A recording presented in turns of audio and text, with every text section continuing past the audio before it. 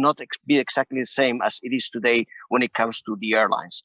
Not only in terms of how many airlines we will have, but actually their capacity and their willingness to reestablish the services that they used to offer.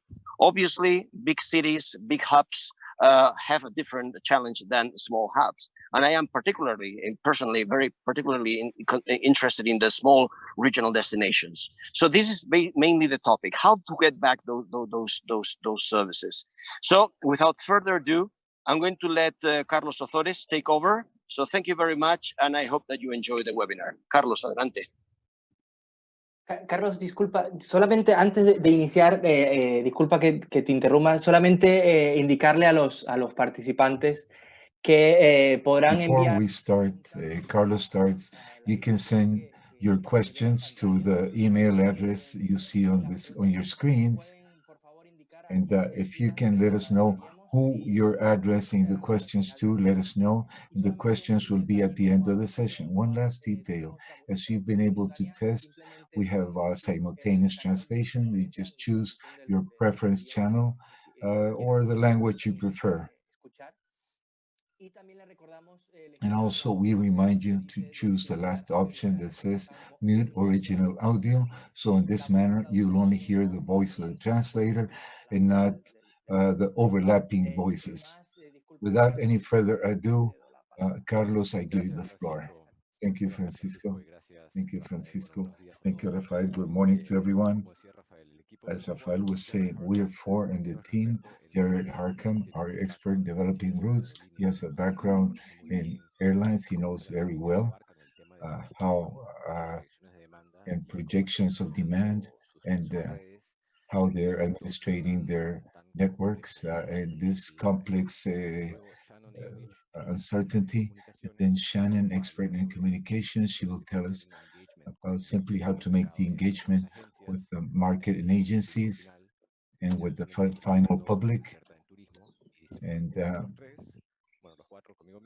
well, together with me, we'll tell you about how the situation is going and what we can do to achieve and to foster and to recover tourism in the region. So with this, first with the context of the industry, I will explain where we are a bit. Obviously, we all know that the current situation is not good. We see how we are recovering markets and what's happening with the airlines on the region, what types of behavior or changes in behavior we're looking at, and finally, how this recovery stage of traffic air will be. So I think most of you know ICF. We are consultancy experts in aviation. We encompass other areas in communications, tourism. The next slide. We will tell you in this first section where we are, where we believe we're going, how this will impact air traffic. The current reality is that the activity, air transportation in the world is stagnant. During the first quarter of this year, we started with COVID, first in Asia, and it reached worldwide. So we see a very big drop in travel, but economies have been reopening in some parts of the world. They started in China. We saw how this activity started recovering. These are some of the flights compared to the activities of last year. We can appreciate, for instance, in the case of China, in July, the flight numbers is already at 90% compared to the previous years. In markets like the US or France, to give you a European example, we see that the activity is more or less at 50% of the activity of the prior year. International activity is much more diminished. Yes, I need to mention in the case of the States and China, there's subsidized flights, so air activities are much above what is traffic. So after this initial drop, we see a slow recovery, but in a positive sense. In the next slide, we focus on our corner of the world. Here we chose the main markets in sizes. They're all important, all markets, obviously. simply the size of the market here. We chose these 7 examples. We see the same. More or less in March, there was a precipitated drop in activities, and it's been difficult to recover.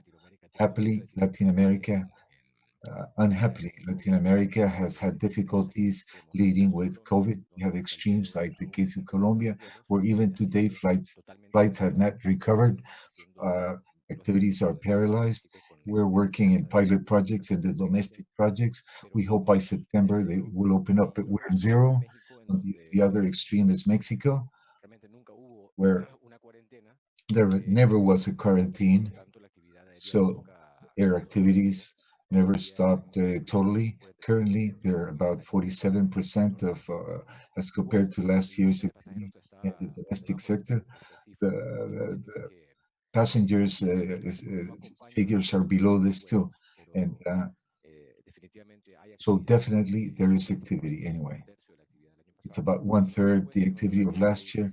And of course, there are some countries in the region that have 10, 25% of the flights as compared as last year. So we expect that these figures will continue improving slowly, of course, especially in the case of countries like Peru, Colombia, since they're stagnant or they just recently opened up. We in Argentina too have been stopped. We hope we will have some acceleration according to the quarantine processes lifting up. The next slide, well, this is causing a deep impact in the airlines of the region. This is a crisis that has no precedence for our industry. Thereby, we must be aware and prepared for drastic changes. So different things are happening. Legal processes like Chapter 11 in the States or outside processes outside in the market, new alliances that are taking advantage of this crisis. And in the case, we have airlines like Aeromexico, LATAM, Avianca, they're both on the Chapter 11. Azul, they're out of court because in Brazil, they don't have the possibility to go to court like in the States.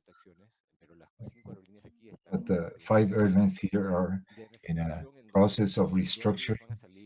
No doubt they'll come out much smaller than they were when they started this process. Based on what we see in other cases, it's predictable to see a contraction of around 25% more or percentage points. So they're going to come out much smaller with a different focus on sustainability. In the case of LATAM, we've seen how they withdrew from Argentina. We're speculating they can leave Brazil or reach an agreement with Azul to merge in Brazil. There's speculation that they will retire from Colombia. It's not that important market for them, but maybe in these new times, they'll go to the strong markets, Peru, Chile, and in Brazil.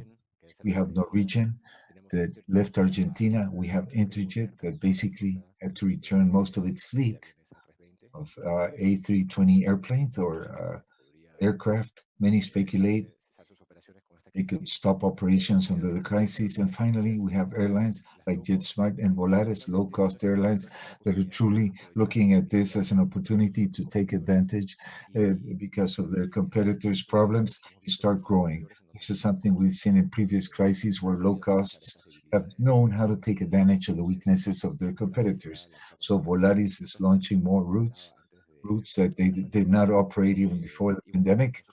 Well, we believe that once we leave this crisis, the low cost will be much stronger in the region, and they will pressure the full service airlines. How we will see this recovery phase? Well, every time I show this slide, we're moving towards the right more and more. Well, we can't wait for the final phase or the post-vaccine.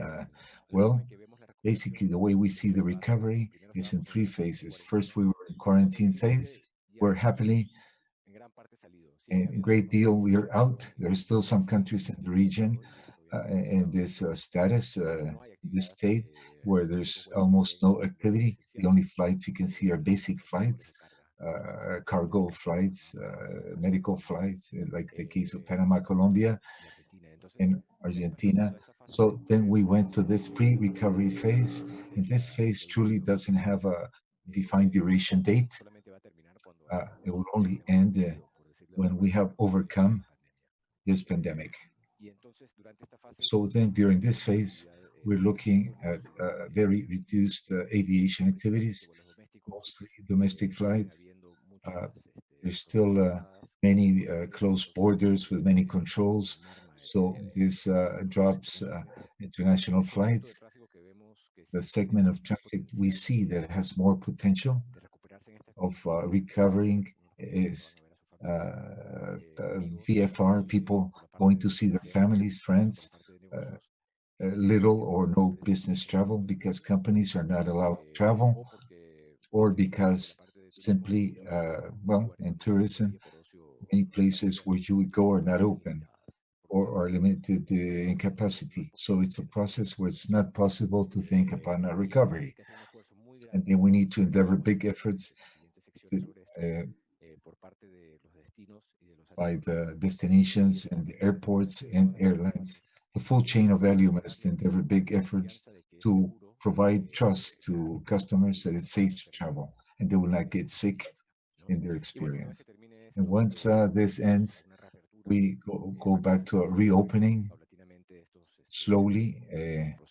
All of these problems will start opening up. So we go to tourism traffic, business traffic, and recovery in this phase will depend on what we find. We're in the middle of a hurricane. It's difficult to know how things will end, how the economies will end after this, how the airlines will end up. What we don't know what the recovery will be, and that will determine the speed that we can recover our air traffic. So we have done projections of demand, global demand for different regions too, and we share our projections here about 3 or 4 months ago for Latin America. So back then, assumptions were we were going to have a solution for COVID for the first quarter already implemented. Well, that seems a bit optimistic. It's going to be more or less the second quarter. And we see 2020, well, it's a lost year for aviation. We forecast 2021 will be very difficult. There's never been a crisis where traffic is at 1/3 below the previous levels. Obviously, it's producing this consolidation of airlines, and this is affecting the value chain. No doubt there will be mergers and many companies will go broke. The whole value chain will suffer in view of this. And likewise, we are reviewing these projections now because we believe 2021 maybe we have overestimated and there'll be an even slower recovery at short term.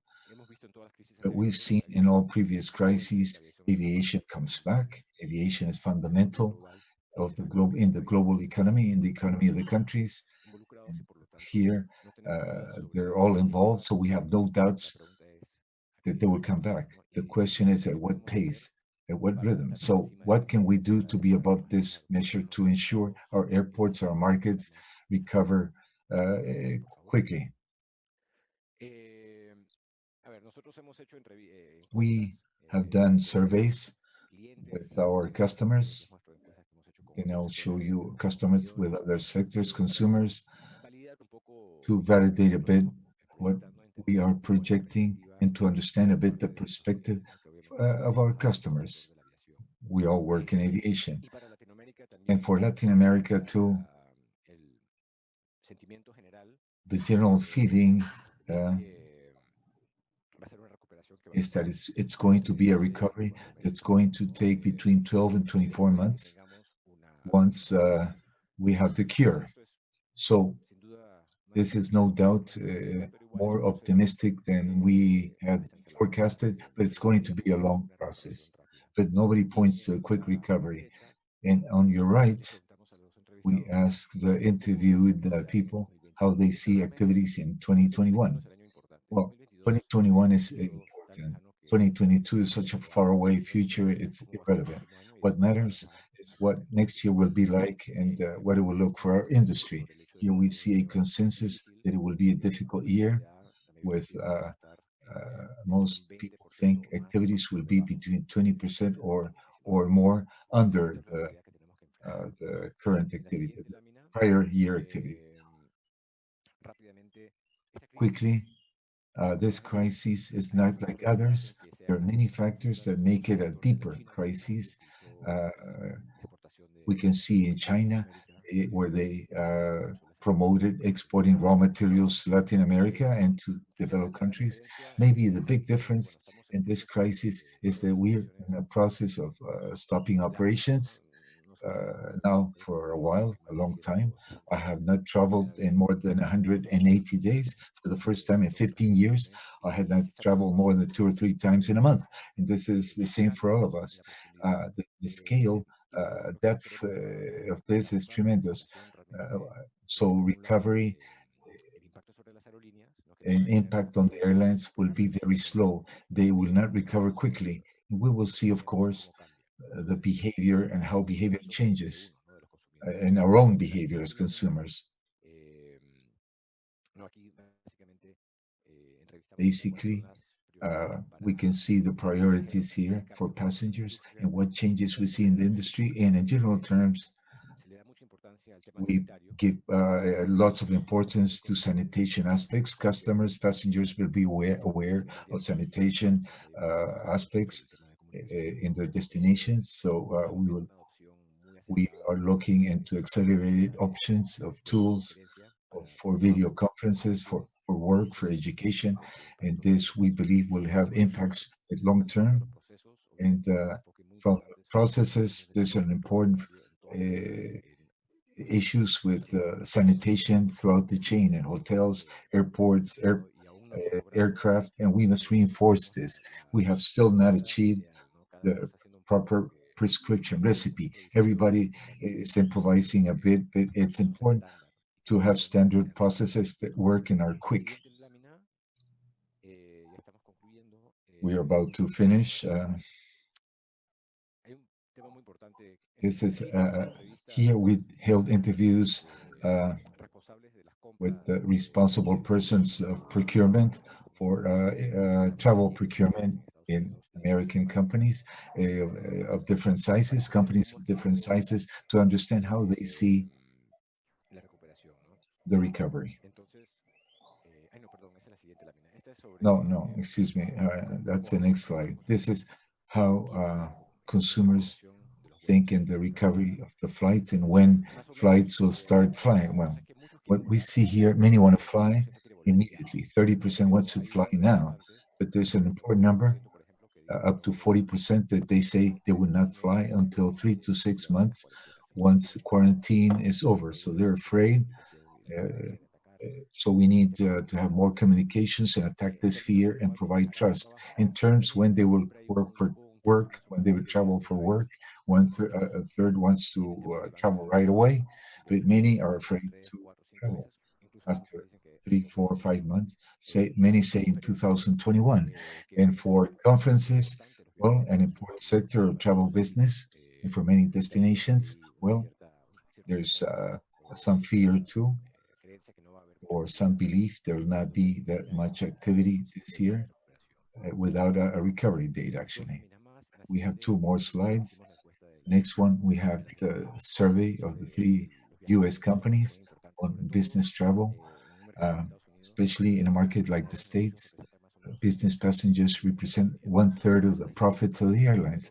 So it's a small group, only 5%, but by far it's the most profitable group for companies. There's no activity, basically, zero, practically no activity. Most of the airlines say there will be no activity until there's no vaccine. In our case, we will do it at the end of the year, and In the case of the post-pandemic, most of the companies believe they will have lower budgets. And the reasons will be, on the one hand, the economic aspects. Maybe the economies will be more fragile, but they have realized they can replace lots of travel. Lots of travel can be replaced through video conferences. Travel will not stop, but it's clear this experience will generate change in behavior that we must change then and reduce this important air traffic segment. This obviously will impact on airlines because they will lose a source of traffic that is very profitable. And this slide, I think it's the last one. So eventually, we will come back to normality, new normality, of course, but something similar to what we used to have. But in this interim, meanwhile, we must be prepared.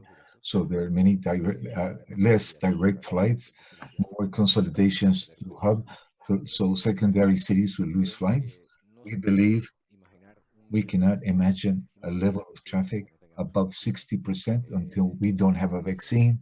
So it will depend, obviously, on some markets. Some will be above others and so forth. But in general, it's going to be more or less 40 to 60% of 2019 levels until we have a cure for COVID.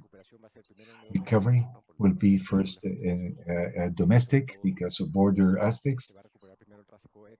First, we will recover VFR traffic then later because it generates traffic so people can move. In terms of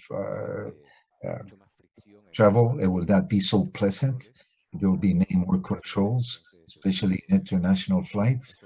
So this makes it that many people are thinking, you know, I want to travel, but I don't want to go through all these controls. So it's going to be difficult behavior. So companies will look more at the needs. And well, all corporative elements, conferences, trade shows, it's difficult to imagine they will return until we have a cure. So for markets that depend on these types of events, conferences or so, we must find a way to mitigate this. And with this, we conclude the current situation. Now we give the floor to Jared. Okay, thanks, Carlos, for the great, complete introduction. I'll assume I'm being heard and translated from English to Spanish, unless someone tells me otherwise. We're going to switch this around now, and I will present in English with slides in Spanish to be sure the audience is paying attention. Would you go to the next one, Francisco? So essentially what we want to do, you know, Carlos has explained so many things to us about, you know, the airline crisis, the crisis of confidence with the customers, but that doesn't mean we as airports or tourism destinations will sit and do nothing. But what we need to know is that in this environment, airports and destinations are fighting for air service, but in a different environment. Many airlines are in Chapter 11 or liquidation. Most have announced that they'll have smaller fleets and fewer financial resources. So that means less risk taking. So that's a little bit of a different environment to be pursuing air service, either maintaining existing air service or looking for new air service.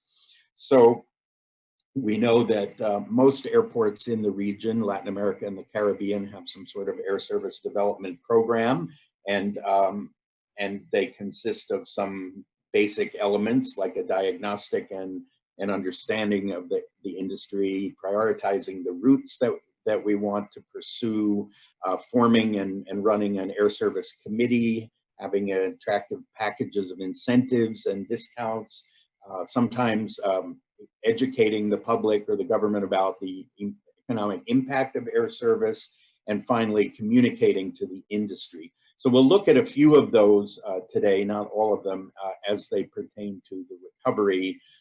And one other comment, we know that many cities, airports in the region are not specifically tourism destinations, but many are a mix of business, tourism, and VFR traffic. And if business travel is going to be down for a while, then maybe it's time to be kicking up the tourism aspect. And so what you'll hear during the rest of the call may be useful tools to grow tourism business while waiting for business travel to come back. Next one, please. One of the things we do, and some of the slides you're going to see are actual slides from a project we're doing with a client. So that's why you'll see the names you see. But one of the key elements of our work has been to benchmark a destination. You want to know how you're doing in terms of getting air service back versus competitive destinations or peers in the region or peers who offer the same thing you do. So in this particular case, you'll see that our client in the red box is about in the middle. This is looking at July schedules of this year versus the previous year. So this client destination had about half of their previous air service. And this is a bit lower than some others nearby destinations, but higher than other destinations that we viewed as competitors for the same air service. So not too badly positioned in the month of July. We go on, please. But what we did want to do, I think we're looking ahead now to February of next year as kind of the next major indicator of the next peak season for tourism in warm weather places, which is the winter. And here we're just a little bit of an example of a diagnostic. How many new routes do we have? How many routes have not yet been restored? How many seats are coming back? And this is all what's published right now in the systems, in the OAG and the other systems, and which airlines are going to fly these routes. As Carlos has explained to us, some airlines are shrinking dramatically or exiting their markets. These examples are for Europe, but I can easily see the same thing happening in our region, Latin America, Caribbean. Next one, please. So I've just mentioned that a lot of service is published if we look out for the next winter. And this graph on the left-hand side is in fact showing what's been published for the destination we're working for in Spain. And you can see the big and obvious drop-off in published air service during the spring of this year. And then beginning in this month, actually, and going forward, it seems that the vast majority of the service has been replaced or there are plans to operate it. But I think that's not the whole story, and we'll see that in a moment. On the right-hand side, you can see that we've been tracking the published air service for the competitive group of destinations as well. But let's go to the next one, and we'll see some interesting things. One of the things we know is that the carriers find it easier to publish a full schedule and then cancel operations rather than to publish a small schedule and add operations. It just makes it easier for them to run the airline that way. But what we're seeing then is there's a fairly big gap between what they publish and what they've actually operated. And you can see, probably look at the one on the right-hand side first. That's looking at the European Union and Great Britain, and the dark line is the number of flights published, and the light blue line is the number that have actually operated. So there's been a fairly significant gap. So this is something you need to be conscious of and be sure that this doesn't happen to you. If you look on the left-hand side, which is a single destination of Lanzarote in Spain, they've suffered a little bit less from these cancellations. But it's important to manage that with the airlines if at all possible. Next one. Finally, well, not finally, next thing is the forecast for underlying demand. And ICF has done our own forecast of traffic around the world and regionally, but in specific projects, we also use individual market forecasts, such as are done by IATA and lots of and other forecasting entities. The forecasts change quite a bit and based on the news we're receiving. And some markets will actually be declining over time, some will be growing, but it's clearly important to know, what's happening, what's foreseen in terms of prioritizing which routes you want to pursue and emphasize. Next one. This very busy chart and the one that follow it are really mostly to talk to you about the titles. And you know, it's important to do an inventory of what's happening right now. And we know that in many of you in the airports have staff that do this on a regular basis, but also many airports are relatively small and don't have the time to do this, or air service has always come to you. And now maybe it's more about going and recruiting air service. So we're looking at, you know, at the airlines, you know, and really an inventory of you know, what's happening to them. And are they, we see airlines that are closing certain bases of operations and hubs, airlines that have in fact canceled flights to our destination. Have they received government funding, government financing? Obviously, that's you know, an airline that has a bigger chance of being around to fly to your destination than one that hasn't. Or have the airlines received marketing and support funds from your destination? So really, how viable are these airlines, and which ones should you bet on when you're allocating some relatively scarce resources to support your air service?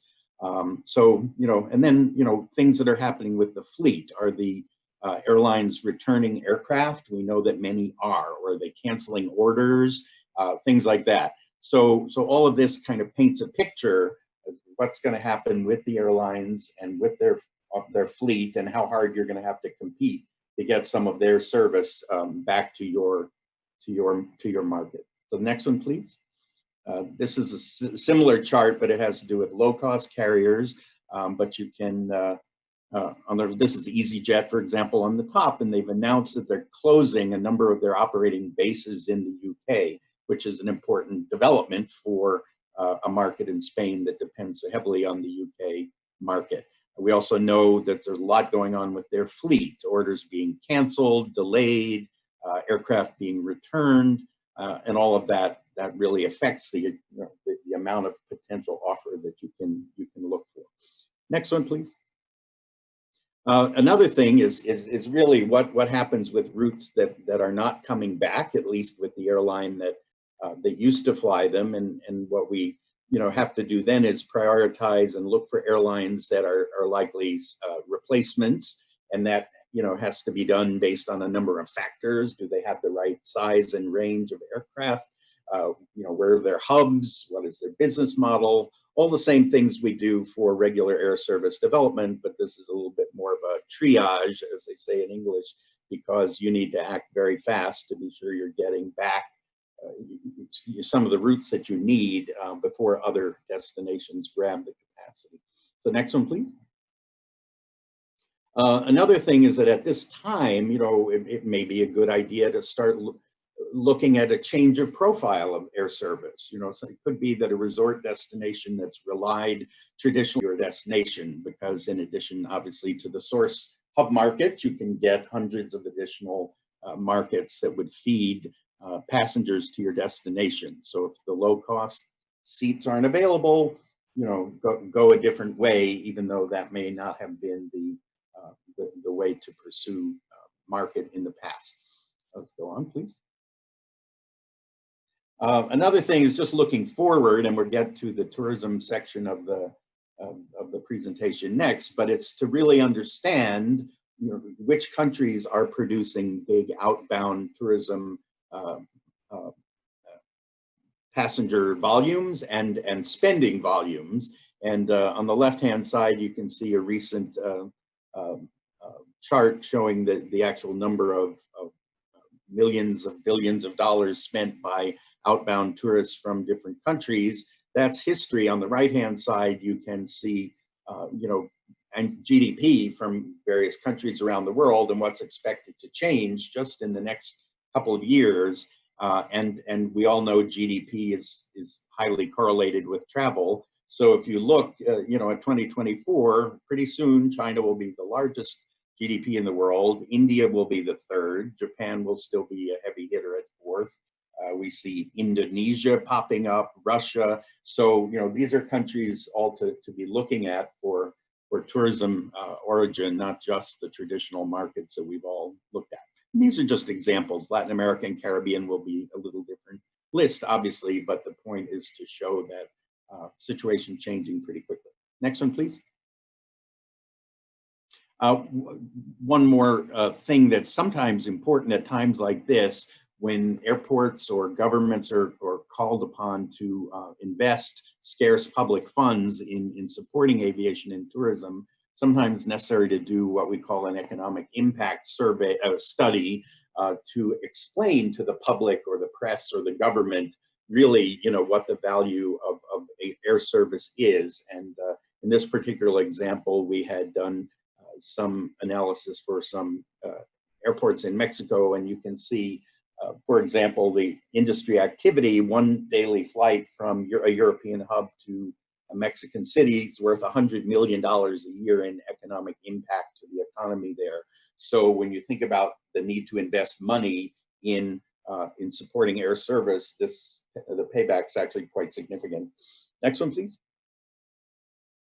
And finally, another element of this, which we just see as increasingly important, is a B2B communication strategy. That you as the airlines or the tourism destinations need to be proactively broadcasting your messages to the airline planners, to the tourism planners, the wholesalers.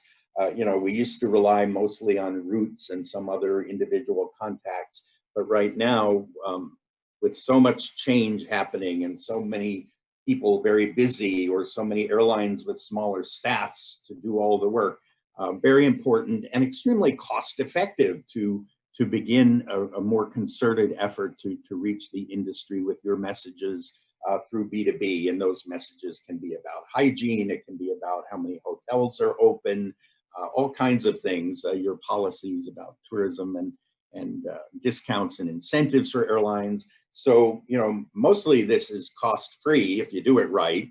And there are, a select list of channels that are usually used. But we really see that as quite an effective thing to do at a time like this, when you need to be heard. And I believe that's the last slide for this section. We'll now turn over to Yolanda Perdomo, who's going to talk to us in more detail about the tourism aspects of this. And as you see on your screen, if you'd like to send in questions about anything, please use those email addresses. Thank you.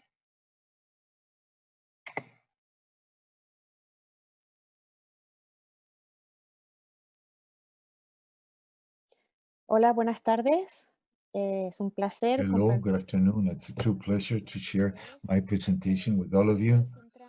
I will center myself in the part linked with tourism. As Jared was saying before me, in these times of great uncertainty, tourism can become a fantastic resource to find an answer to these challenges we're finding at these times.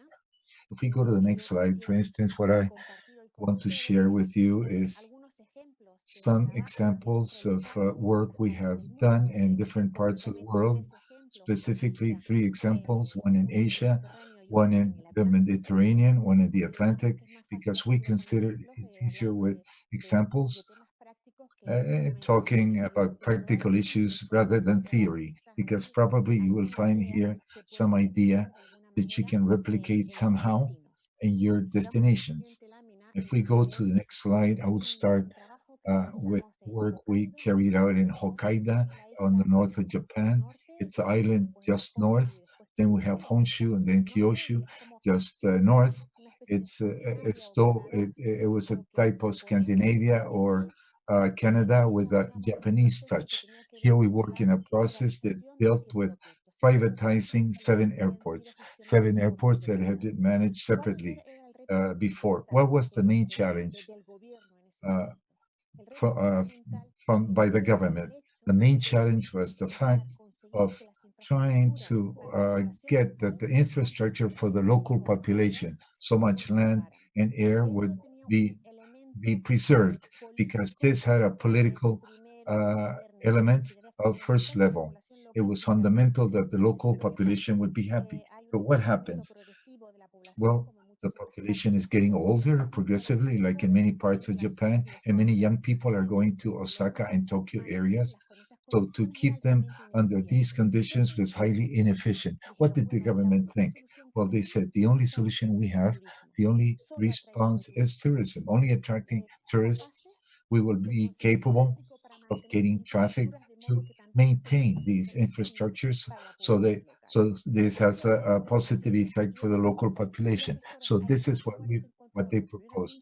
So for the first time, airport people found a new challenge to try to incorporate tourism in their daily activities. They had to start differently, how they would collaborate between all airports to carry this out, and how to uh, become, or at least theoretically become, managers of destinations, to think hand in hand with tourism associations in Hokkaido. Here we see what we did so that these 7 airports would start to work jointly under a strategy that would attract more tourism to the region, and that would attract tourism to the less visited eastern zone. We played around with concepts, not with 7. The number 7 is a nice number. We started to think what this could mean. Number 7, for instance, is called Sichi in Japanese. It's a positive number that symbolizes, besides joint work, to do things jointly. And we started to ponder this concept in creating a star of 7 tips that would interconnect these 7 airports that, as I said before, worked separately in the past. When we started to see whether this had a negative concept in Japanese, number 7, we saw it did not.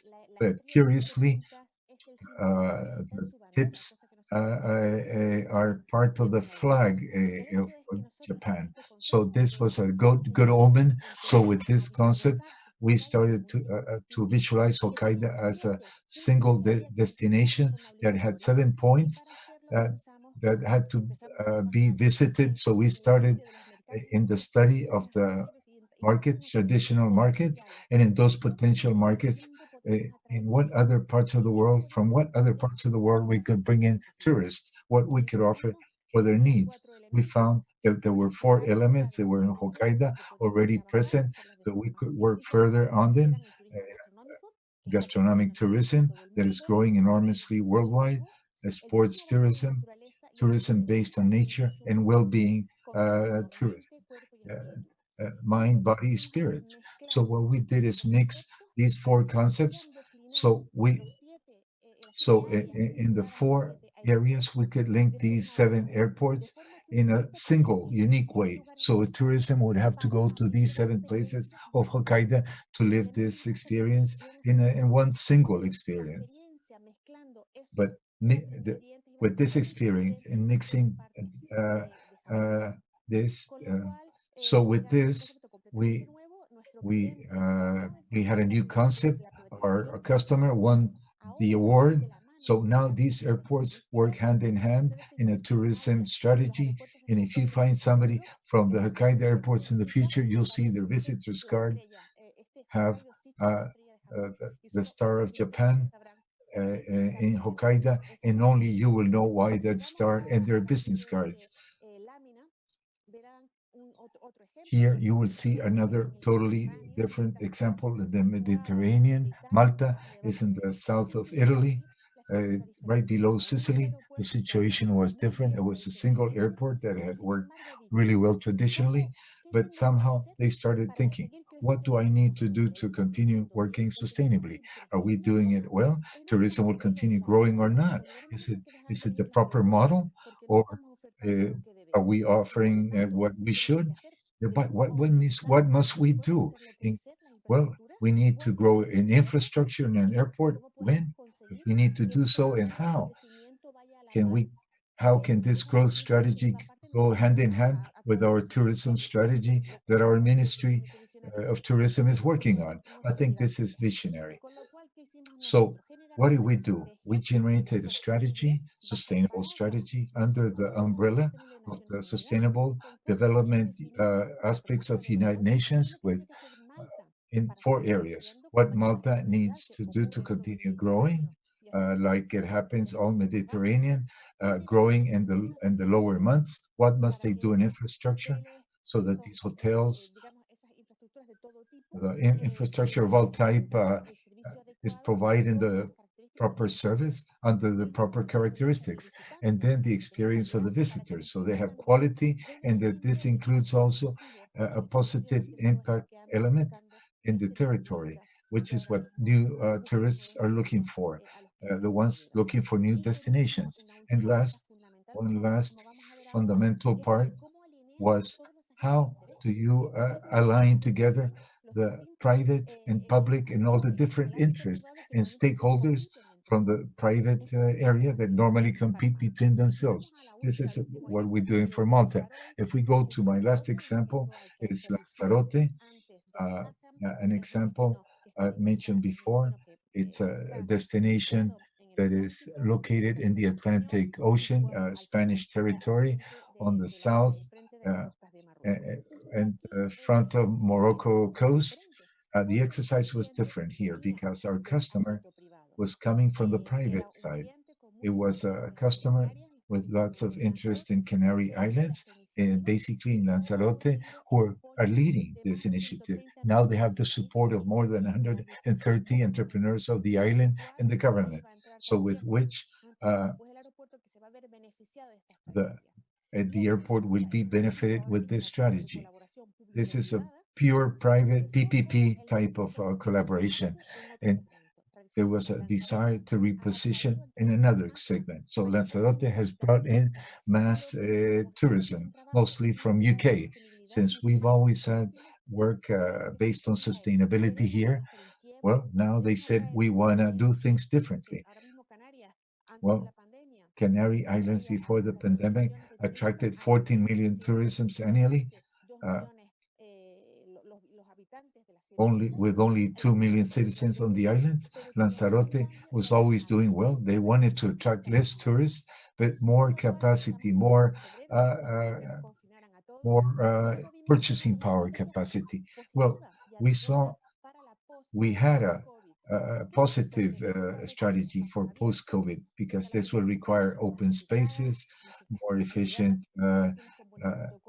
institutions, better protocols, and this is all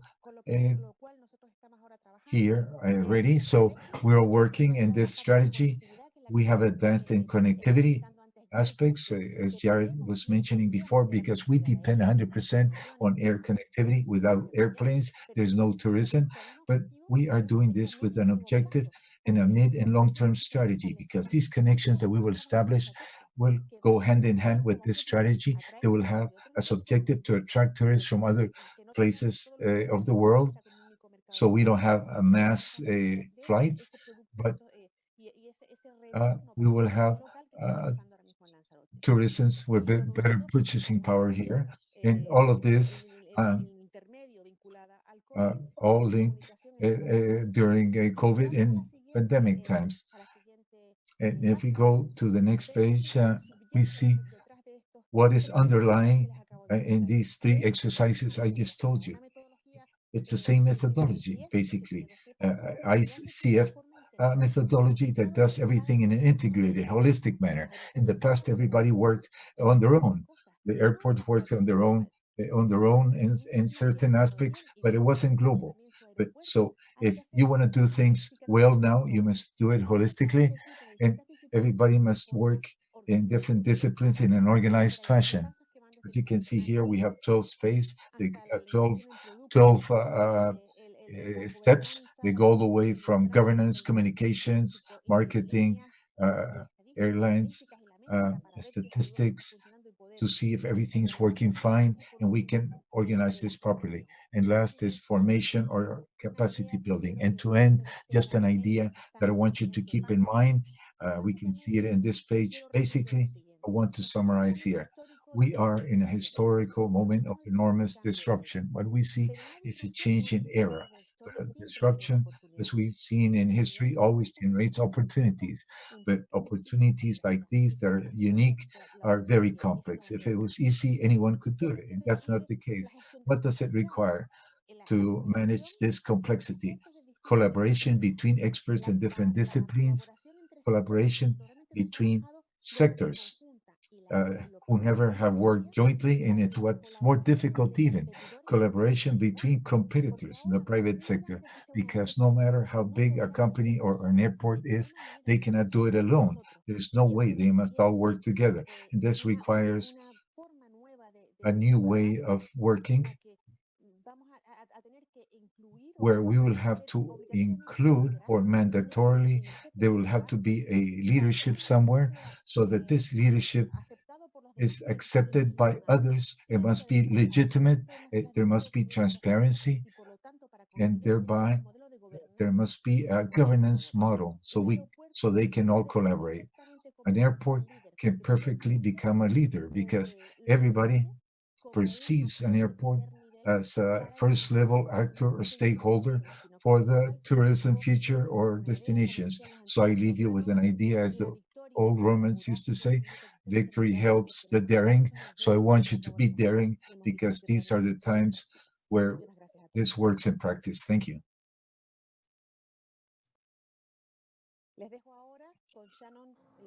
I leave you with Shannon, who will explain everything about communications, branding, everything about branding for the final consumer. Thank you. Thank you, Yolanda. So we'll go through sort of just a quick course in, what are some of the key elements to be considering right now. If you go to the next slide, we know many of you aren't necessarily marketing directly to consumers. Maybe some of you are, but in any case, you have a huge opportunity to work with your partners to help shape priorities and messaging during this time. And I think you'll see so many themes throughout all of our presentations. The first element that we'll talk through is consumer sentiment. First and foremost, we must, restore traveler confidence. I think everyone is on the same page on that front, but we also have to continue to look at travel demand and watch closely in terms of, which segments are rebounding and be ready to shift. A lot of this is being able to, move quickly and change your messaging and change how you think about your airport and, the brands that are associated with the airport and just overall the tourism partnership across the industry. And then we'll talk quickly about areas open to disruption. So as Yolanda mentioned, this is the opportunity to stand out, is really be disruptive during this environment. So next slide, please. So in terms of consumer sentiment, I think really this crisis has impacted the psyche of all of us. We were talking about this at the beginning of this call, how drastically it's impacted us. And a lot of us love to travel. Will people stop traveling? No, they won't, but we know that they will dream, plan, and experience travel very differently.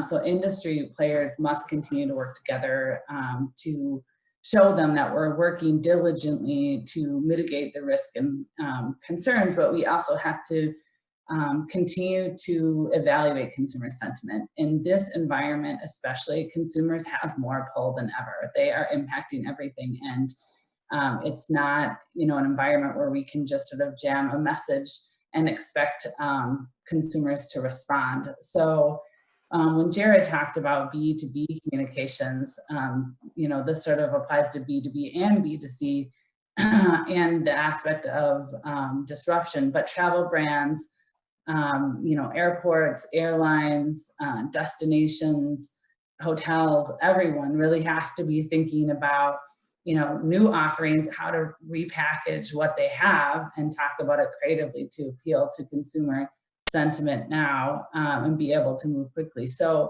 a few examples of that many of you have probably seen is, for example, Delta partnering with Lysol. So a brand that's been in the news that has a proven, track record of really impacting the killing the virus. Delta looked at their sort of brand equity and wanted to hinge that to Lysol. I think that was, you know, a super smart and simple, really, move. We talked a little bit also, this panel group at the beginning of this call about Emirates airline and their offering that, you know, I don't know what their offering was previously, but they sort of repackaged it and said, you know, we have this insurance that will cover if you know, travel with us and you get COVID, that will cover your medical, funeral, interesting, but expenses. And this is something that you might think would be a B2B message, but we are seeing this all over consumer media. Even just today, People magazine, which is really known as almost a celebrity magazine, is covering, you know, this move made by the airline. So there are huge opportunities to continue to reach consumers and impact their sentiment. Next slide, please. So we talked a lot about this. I think, you know, we're seeing the leisure market come back first. I think, you know, a lot of premium travelers have leveraged vacation rentals is what we're seeing, but also travelers of all, you know, levels are experimenting with the short haul road trips. And then we hope, of course, that that will sort of transition to these longer haul offshore air trips.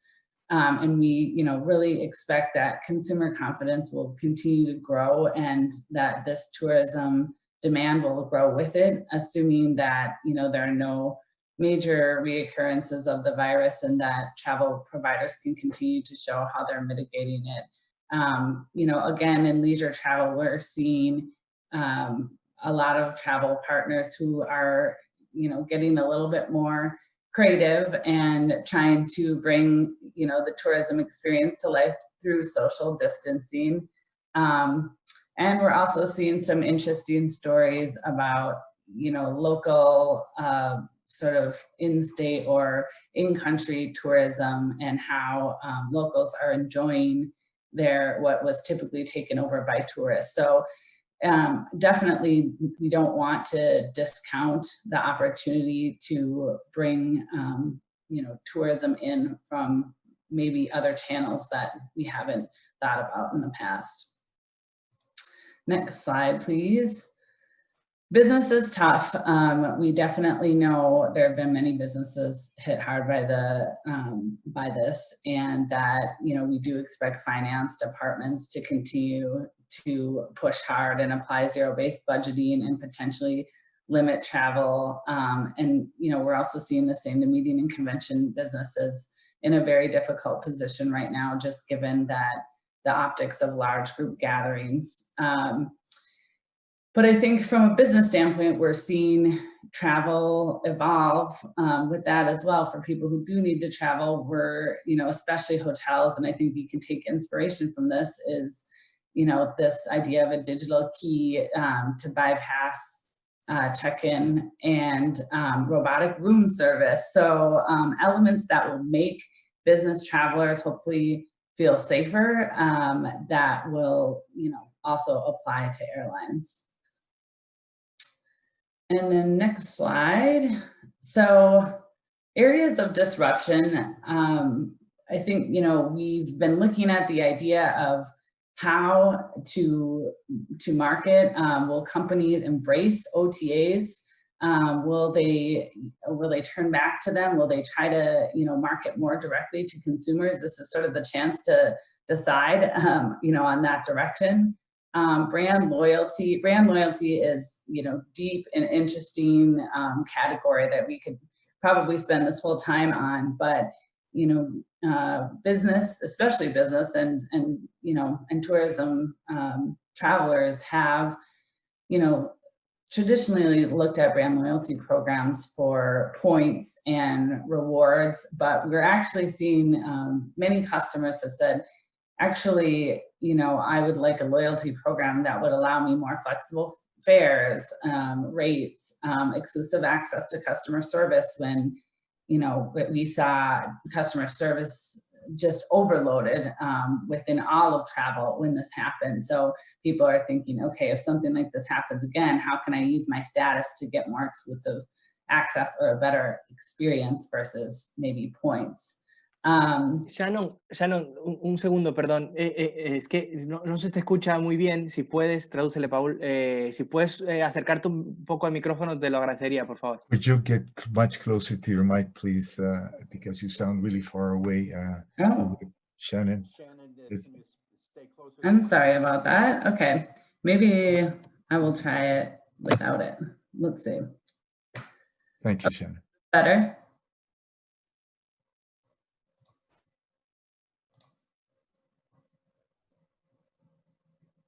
Can you hear me? Yep, okay. Okay, so customer centricity, we hit on this a little bit, but travel, brands of all types need to have an open dialogue with their consumers. So they need to know what their consumers are thinking in real time. They can't necessarily just be waiting for, industry surveys and things like that. They should be conducting their own, communication and build their own relationships with the consumers, and that comes through brand loyalty programs as well. And then the leisure travel conversion cycle, we know it's going to be totally different, business as well. So we have to look at the marketing strategy and approach and apply it accordingly. And then you've heard us talk about this throughout this presentation, but collaboration will be critical. Consumers are going to want to see the industry all on the same page and sort of sharing the similar types of messaging. I think that will really impact their confidence as well. So thank you for the opportunity. I wanted to just speed it up a little bit since we are a bit over time, but please feel free to email us with questions as well.